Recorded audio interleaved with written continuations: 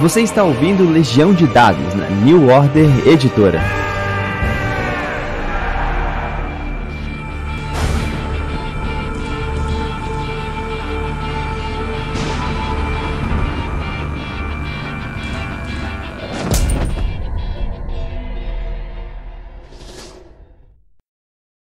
Saudações, narradores e jogadores. Meu nome é Pedro Borges e essa é a Legião de Dados, seu intervalo da vida real para falar de RPG. RPG não, bem, hoje em especial a gente está abrindo uma sessão muito especial. A gente vai falar de quadrinho, e não é qualquer quadrinho, a gente vai falar de Spawn, isso mesmo. Primeiro, o que eu estou falando é com o Leandro Cruz, ele é administrador da Spawn Brasil no Facebook, onde ele já tem mais de 2.400 membros, no Instagram, onde eles quebraram a barreira de 2.000 membros, e no YouTube com 1.400, né? A equipe da Spawn Brasil atualmente conta com 6 colaboradores e tem feito muita coisa pelo nosso querido herói. Certinho, Leandro, como é que você tá? Fala, Berge, boa noite para todo mundo que tá assistindo, ou bom dia, boa tarde, dependendo do horário. Eu vou bem e felizão de estar aqui com vocês. Que bom, que bom. E também, para completar nossa conversa, tem o André Luiz, também conhecido como Also 7. Ele está traduzindo junto com o Léo os quadrinhos e também é responsável por algumas matérias na Spawn Brasil. Certinho com você, André Luiz? Saudações, Borges. Tudo bem com você e com os nossos ouvintes aí do podcast? Estou muito honrado de estar aqui com vocês. Que bom, que bom. Como é que é a história pessoal do Spawn para vocês, né? Leandro, como é que foi o seu primeiro contato? Então, eu já conhecia o Spawn um pouco antes de chegar ao Brasil, porque eu sempre acompanhei notícias de quadrinhos, né, por revistas especializadas e alguns programas de TV. Então, quando começou a ser publicado no Brasil, eu já era fã do Todd McFarlane, quando ele era publicada as histórias do Homem-Aranha no Brasil. E quando eu adquiri o primeiro número, eu acabei, assim, me apaixonando, né? Vi que era história muito boa, os desenhos muito bons. E isso só foi fazendo com que crescesse, né, o interesse, até que hoje eu conseguisse administrar o grupo, né, o maior grupo do Spawn aqui da América Latina, um dos maiores do mundo. E é isso, né? Antes eu só tinha a comunidade, né, no Facebook, mas depois que foi criado o site e o canal no YouTube, eu precisava de mais pessoas para me ajudar. Um braço muito bom que chegou pra gente foi justamente o André, com toda a sua expertise em edição de vídeo, e acabou criando o nosso canal do YouTube, que hoje nos ajuda bastante na divulgação de vídeos, matérias, etc. André, e o seu contato pessoal com o Spawn? Bom, vamos lá. Criança, né? Na época de 94, meu pai ele comprava a revistinha Herói, e logo na primeira edição da revista Herói, não sei se a galera vai lembrar dela, tinha lá falando da Image e do Spawn. Então foi meu primeiro contato. Isso foi em 94, na época de Cavaleiro do Zodíaco e tal. E aí, lá na frente, em 96, indo pra escola, parei na banca e de repente eu vi aquela imagem que eu vi na revista Herói lá, o personagem eu vi na banca. E caraca, que da hora! Aí eu comprei e pronto, foi a paixão à primeira vista, porque ele era totalmente diferente dos outros personagens que a gente tinha da Marvel, da DC, meio anti-herói, aqueles gráficos lindos, as cores e tudo mais, e a gente vai se envolvendo com a história, vai vendo que é uma coisa, né, diferente mesmo, e aí foi isso. E aí aos poucos eu fui voltando a interessar pelo continuar a querer acompanhar o personagem. E aí nessa de querer acompanhar o personagem, eu descobri nas internet da vida um Spawn Alley, né, que era o nome antigo do Spawn Brasil. E aí eu comecei a me inteirar. Mas só foi 2 anos atrás que eu entrei em contato com o Léo. E aí eu falei que iria realmente ajudar na causa aí de espalhar a palavra do Spawn pelo Brasil afora. Foi isso. O Spawn, ele surgiu... eu acho que é o personagem principal da dissidência que formou a Image Comics, né?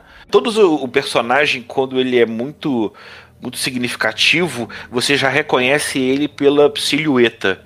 E o Spawn com certeza é um desses personagens, né?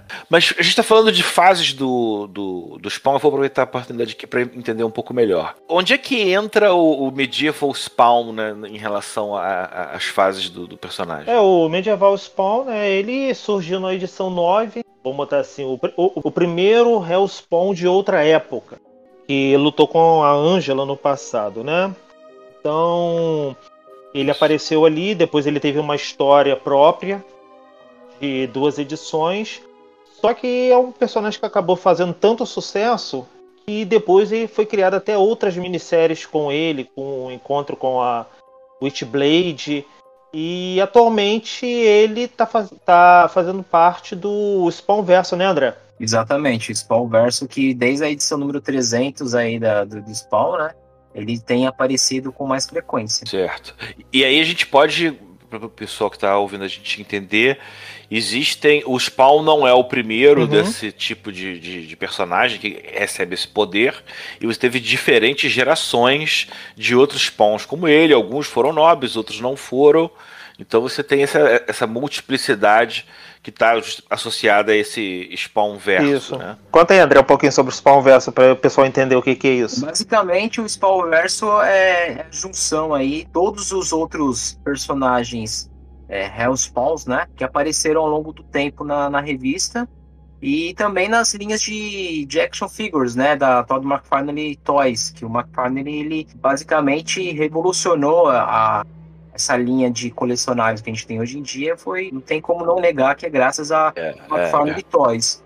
Vai lançar agora, até no meio do ano aí, lá nos Estados Unidos, vai lançar o Spawns Universe, que aí vai dar realmente o boom aí para uma nova... Nossa, vai ser uma coisa fantástica. Pra gente que é fã de personagem, vai ter mais linhas, vai ter mais revistas também, que vai surgir aí. Basicamente é isso. Então o Spawnverso foi ele juntar o que ele já tinha de personagem que apresentou nos quadrinhos e toda a linha de brinquedos. Provavelmente vai aparecer. Vamos lá.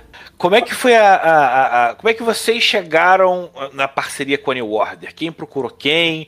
Como é que se formou? Eu fico curioso sempre dessa formação. Então, eu tive a informação, né, de um dos membros do nosso grupo, no caso foi o Wednesday, que a revista Spawn ela estava, na verdade, em um hiato há muito tempo depois que a HQM, que era a editora, até então licenciante, tinha falido, né? Então não tinha editora no Brasil, mas o Wednesday acabou descobrindo, através de troca de e-mails com a Image Comics, que havia uma licenciante nova no Brasil, que era a New Order. Só que até então, ninguém conhecia a New Order, né? A gente fez uma pesquisa no nosso grupo, ninguém nunca tinha ouvido falar da New Order. Nós que somos fãs de quadrinhos, né, não necessariamente conhecemos a RPG. Então a gente ficou querendo saber, né, quem era a New Order e tal. E eu comecei a pesquisar sobre a editora, né? Eu encontrei o site. E por coincidência, né, do destino, eu acabei descobrindo que a New Order se localizava na mesma cidade que eu moro, em São Gonçalo. Então foi algo bem inusitado. E através do contato, né, com o site, né, para poder pegar mais informações, eu acabei encontrando o Anésio, o editor, né? Me apresentei a ele falando que eu representava o grupo Spawn Brasil, que já tinha trabalhado com as editoras anteriores, e eu gostaria de pedir informações sobre como que estava sendo esse relançamento, né, de Spawn no Brasil, né? Então foi esse o primeiro contato que tive com ele, trocamos muitos telefonemas para poder tentar entender como que o Spawn poderia voltar ao Brasil, né? De que forma poderia voltar.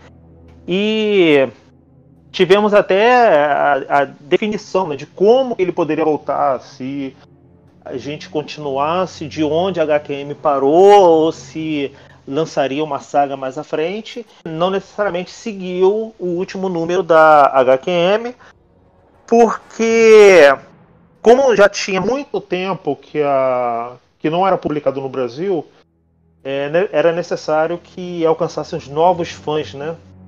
Então quem começasse agora ia ficar um pouco perdido na história. Então definiu-se, né, que começasse a partir da edição 251, que era como se fosse um reinício da saga. É o reboot que teve pela ressurreição, é isso? É a volta do Al Simmons. Então quem começou a ler agora não necessariamente precisa ler todos os números anteriores. Pô, 30 anos de quadrinho.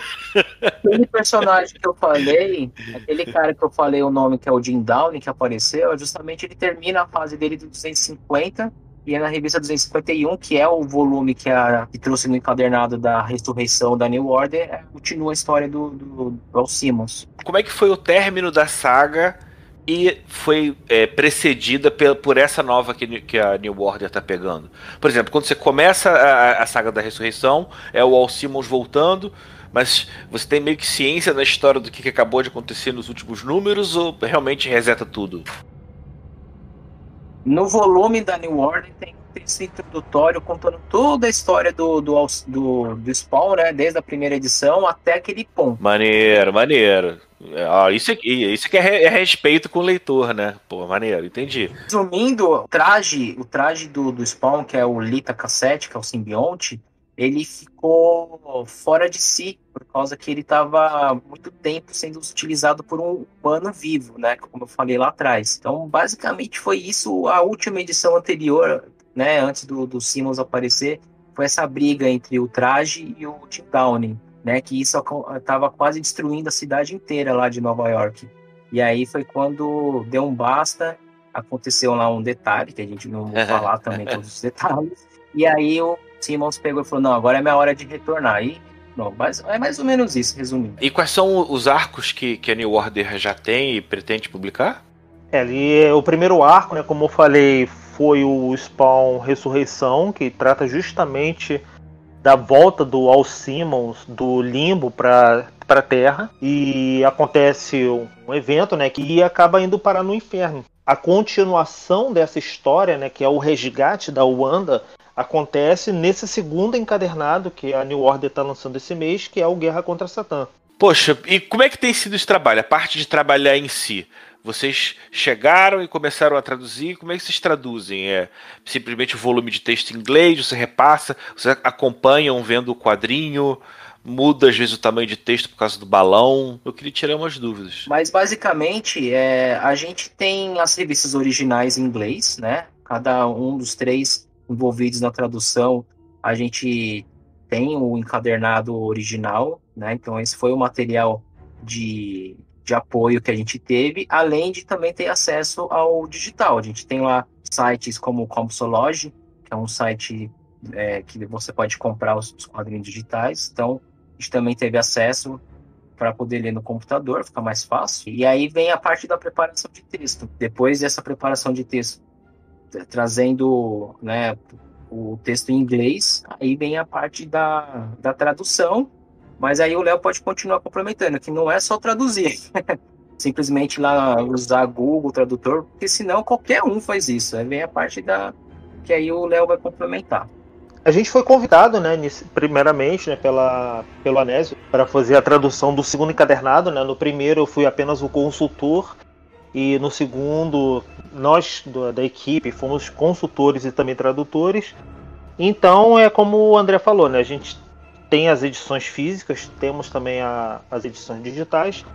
E fizemos a tradução e também a adaptação. Porque assim, nem sempre a gente pode traduzir ao pé da letra que vai soar legal no nosso idioma, né? Então tem certos termos, certas palavras que não basta apenas você traduzir, né? Você tem que fazer com que ela reflita exatamente o que o personagem fala. Por exemplo, o tom de voz, né? Vamos botar assim, do Al Simmons, ele é diferente, por exemplo, do Palhaço, que tem aquele teor mais irônico. A gente tenta colocar termos comuns na nossa língua e que sejam similares no original americano. E outra coisa que você falou também sobre os balões, né? Às vezes a gente traduz textos dos originais, só que quando a gente acaba traduzindo, às vezes uma frase de 4 palavras pode se transformar em 7. Nem sempre vai caber no balão. Então a gente tem que tentar adaptar de uma forma que não perca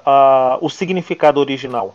Nós fizemos uma tradução com 3 pessoas, né? Foram 6 de braço. E depois da tradução vem a fase da revisão, que é justamente a gente pegar o texto, reler, fazer as correções necessárias, verificar se aquele termo realmente ficou bom ou não. E por último, depois que toda a tradução está pronta, né, em doc, né, que é aberto em Word, foi enviado para o editor, né, o Samir Naliato, para poder fazer a revisão final, que é aquela que vai justamente para o Só quadrinhos. fazer um parênteses, não fazendo propaganda, mas a gente acabou utilizando também, antes de fechar o arquivo em doc, a gente usou muito o Google Documentos, né? Aquele que é o recurso do Google Drive, né? De você criar documento online, porque ele tem um sistema de você poder várias pessoas editar o arquivo ao mesmo tempo, colocar anotações, então isso ajudou muito. E aí eu acho que vale, poxa, a gente dá atenção justamente às escolhas do Anésio, né, cara? Acho que pegar o público, a galera mais apaixonada, mais exigente, para ajudar na produção do material, é uma garantia de compromisso com um resultado que vai muito além de você tentar achar algum profissional qualquer por um valor X para poder fazer isso, né? Eu não tenho dúvida que o trabalho de vocês é no mínimo o dobro ou o triplo do que uma outra pessoa que só tivesse fazendo um trabalho faria, né? Sim, porque a gente tem justamente essa visão, né? Nós acima de tudo somos fãs, então a gente teve essa preocupação na hora da tradução, de estar sempre relendo. O André vai confirmar isso, mas sempre que a gente relia, encontrava alguma coisa que não estava legal, a gente consertava, até chegar ao ponto de ler do início até o fim e não encontrar nenhum erro. E complementando aí o Léo, foi uma grande sacada do Anésio, realmente, porque acredito eu que é um precedente histórico, talvez único na indústria dos quadrinhos, né? Nós que somos muito fãs do personagem, poder trabalhar no produto oficial licenciado, né? A tradução para a língua portuguesa, isso pra gente é um motivo de muito orgulho. Poxa, muito bom. Também, quem quiser ter um contato a mais, nós temos também o nosso grupo no WhatsApp. Para saber como entrar, basta mandar uma mensagem pra gente através do Facebook ou do Instagram, lá no privado, que a gente pode adicionar vocês sem problema. E complementando aí a despedida, né? Porque em breve eu vou colocar um vídeo lá mostrando umas cartas de Spawn que lembra muito aquele sistema Magic the Gathering, né? Aquelas de jogo, assim, que lembra o mundo do RPG, né? Que é tão fascinante. Então vai ser legal aí, a galera acho que vai curtir de ver. Então fica acompanhando lá em breve. E também fica como um apelo geral para, cara, incrível, eu nunca, pelo menos, posso estar errado, mas eu não cheguei a achar um Spawn RPG. Vamos conversar rapidamente agora com a New Order pra gente pelo menos pegar um sistema base aí para poder fazer um equivalente e poder fazer um jogo de mesa do personagem, né? Gente, muito obrigado. Eu queria agradecer também a companhia de você que está ouvindo a gente até agora. É sempre maravilhoso poder acumular, saber mais gente. Eu estava querendo saber mais sobre o Spawn. Então, poxa, foi muito bom receber esses dois caras aqui. E é isso aí. Até a próxima oportunidade. Um grande abraço a todo mundo. Valeu. Tchau.